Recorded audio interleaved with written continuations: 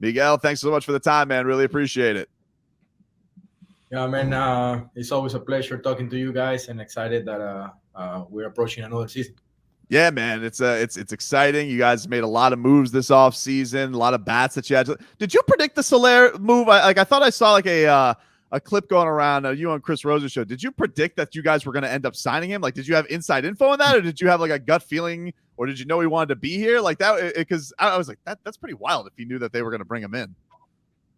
Yeah, no, no inside info at all. I just saw Soler in a good fitting with the Marlins. He's a Cuban guy who lives in South Florida, and I got the opportunity to work out with him a couple times in the off season, and I was just talking to him and trying to recruit him. Actually, trying to get him to sign here with us because I know the impact that he will have in this lineup, and I mean his presence itself.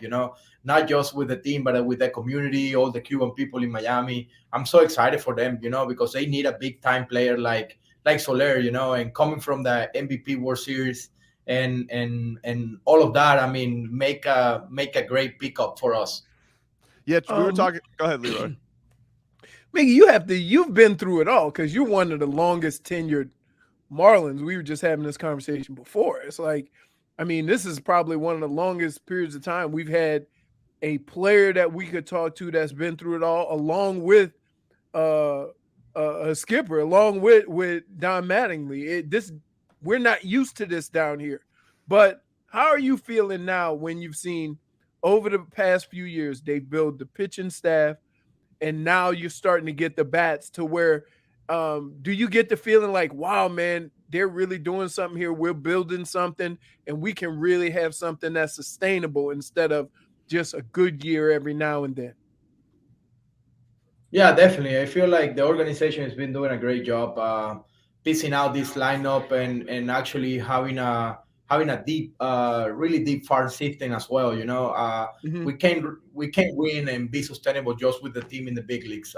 We gotta be able to have some guys in the minor league system that are gonna be ready to step up if something happened throughout the year. I don't think the 28 guys who are gonna break camp with us tomorrow.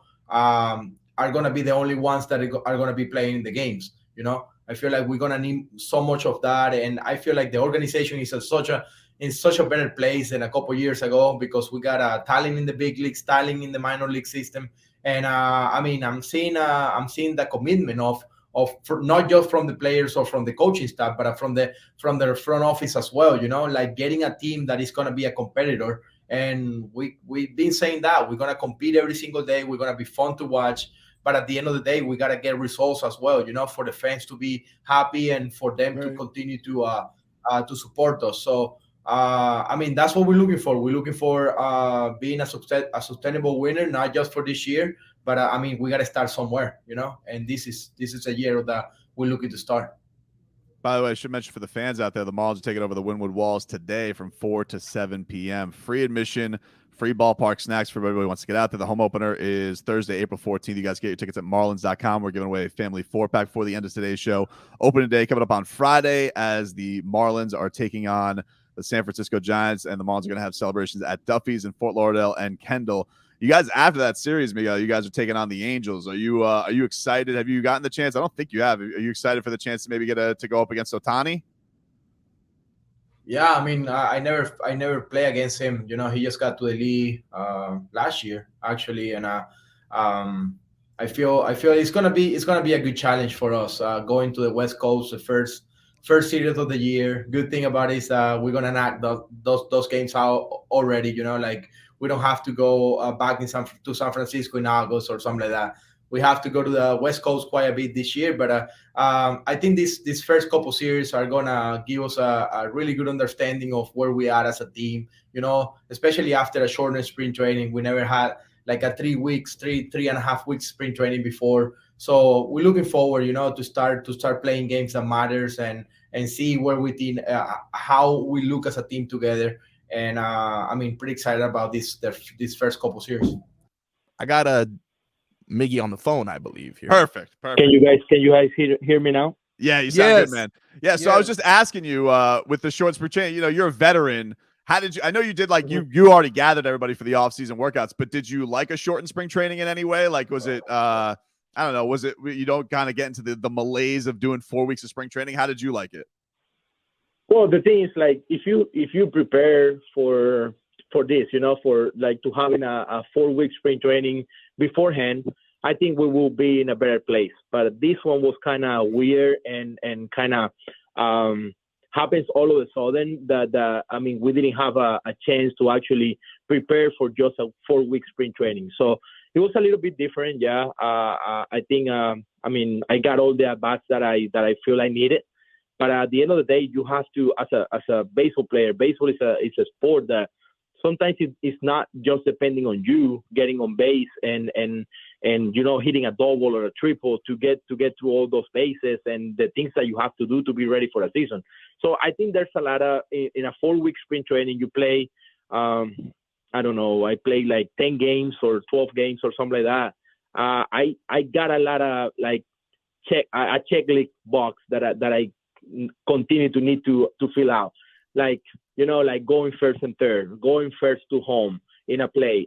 Those are the things that you're gonna go into the season without even doing it in a game. So that's why a shortened spring training, I think for me was a little bit weird.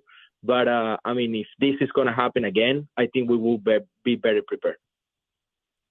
Talking to Miguel Rojas. Miguel, we thought we were talking about this, Leroy mentioned a little bit, but does it blow your mind this is your 8th year with the team? Like, there's not been a lot of guys in this franchise's history who have been here. I think like Giancarlo maybe hit 8 seasons. I don't even know if it was a full 8 seasons. Like, is it crazy to you? Because, people always refer to like Jeff Conine as Mr. Marlin. Like, he had 6 seasons with the Fish over 2 years. Like, that's you gotta have an intense pride with that, man, that you've been here almost nearly a decade.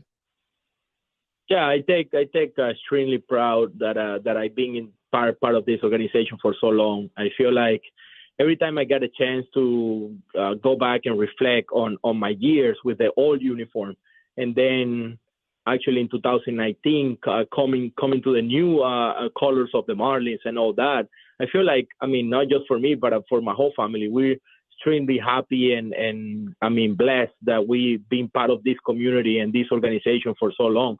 Like I say, I'm just grateful that I'm able to be here, that the community and the fans continue to support me and want me here, because I wouldn't be here if the organization don't think I'm good enough of a player or of a person to be in this organization, in this community. But I realize that I have been one of the longest Marlins ever, and I really take that as a compliment, and I feel like I'm extremely proud of myself and the way that I continue to do my career, But like, what is it with you, Miguel? Like, why do you think you've always kind of kept that pride for the franchise? Because this has been a franchise where guys say, I don't know if I want to go through this. I don't want to go through pride. I don't know if I want to go through rebuilds and all that. Like, you're sitting here, you're recruiting Soler, you're getting the offseason workouts together with Sandy and the crew and all that. Like, I know you've mentioned like you've taken some pointers from like Udonis Haslam on just establishing a culture, but why do you think you've been able to be so strong and never get frustrated, even with all the changes or all the ups and downs that the franchise has gone through? Well, don't get me wrong, I get frustrated as well.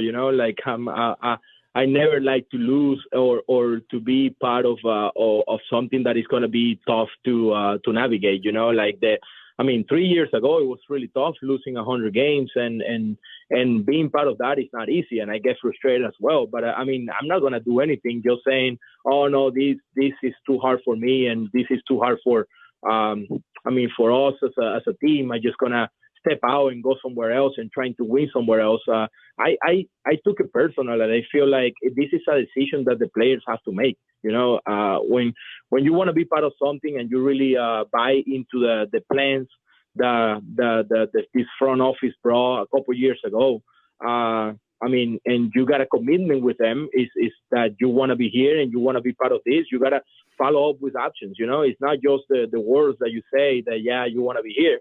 I'm doing whatever I can to keep the guys together. We got some group practice where we see Sandy Alcantara throw up to 3 innings before spring training start. And I think that's something that you always got to do. If you're saying you believe in something, you got to back it up with actions. And that's why I'm here, and that's why I wanted to win here. Hopefully, the window is now closing on me on my career, but I feel like we got a pretty good chance in these couple of years that we actually realize what we want, which is winning a championship. But at the end of the day, I just want to continue to put my efforts to make this team better. And then if I have to go and don't be playing anymore, I will be happy if they win after me. Talking to Miguel Rojas, you guys can go today. The Marlins are taking over the Wynwood Walls today, 4 to 7 p.m. Free admission, free ballpark snacks. Go ahead, Leroy. Miggy, what's your favorite ballpark snack? Oh, my favorite ballpark snack gotta be tequeños. It's something from Venezuela. They serve it in Miami. And actually, every time I have a chance that I can send one of our clubhouse guys and get me some tequeños, I think those are my favorite. Oh, you're not so we need to get them to get churros in the ballpark. They don't have churros. Yeah. And what are your feelings on empanadas? Because that's our favorite. Oh yeah, empanadas are. I mean, you can never go wrong with empanadas. Yeah, I don't care where they're from either. Like Cuban empanadas are really good. Venezuelan, Colombians, all of them are really good. Miggy, you're fueling up for today. There's no way in hell that Miguel Rojas would have a grapefruit with cottage cheese on it, because Leroy is eating this in front of me today. I'm not eating grapefruit with cottage cheese. I don't eat cottage cheese. Dude, a grapefruit. Would you not agree, Miguel Rojas, that a grapefruit is the one of the weakest of the fruits? It is, man. I don't know. It's a weird. Grapefruit is a really weird taste. I don't know. Like I'm agree with you, Brandon. Thank you. I appreciate it, because he's like sitting here for the last 5 days eating grapefruit on screen, and I'm just like eating grapefruit. It's just the strangest citrus you could have. There's so many better things you could go with as far as really strange. I agree with you. Where does one even get a grapefruit? Why are you eating grapefruit, Leroy? I don't understand why this has become your habit, dude. No, and the problem for me is not having it one day. One day is fine, but when you start doing it on an everyday basis, you're kind of weird. Sorry.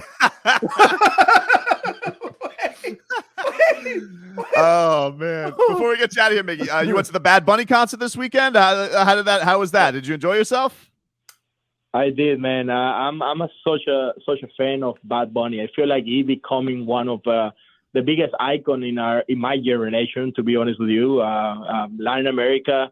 It's not just Latin America anymore. It's global, and I feel like he just sings songs in Spanish, but everybody kind of know the lyrics. Even I mean, you don't care where you're from. You kind of got with the beat and go to the Bad Bunny concert. I feel like I enjoy myself a lot, and I consider myself a big fan. There you go, man. Listen, have safe travels out to the West Coast. We're excited about the season, man. Thank you for always being a great representation of the Fish. You've been a longtime fan favorite and always good to our show, man. We appreciate it. Thanks, Miggy. Oh, anytime, guys. And I'm here. I'm not going anywhere. Whenever and whatever you guys need, just let me know. Thanks, Miggy. Appreciate it, dude.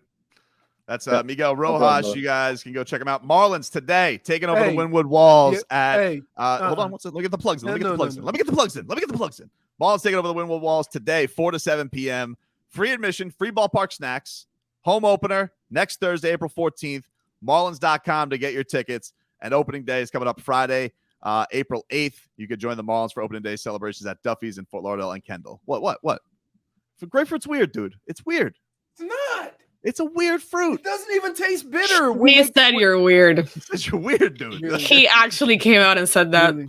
You should feel something. Says the guy who sends somebody to go buy tequeños before a game. Dude, I would if I had a clubhouse guy. Are good. Yeah. Dude, could you imagine if we had a clubhouse guy who could go get his half moon?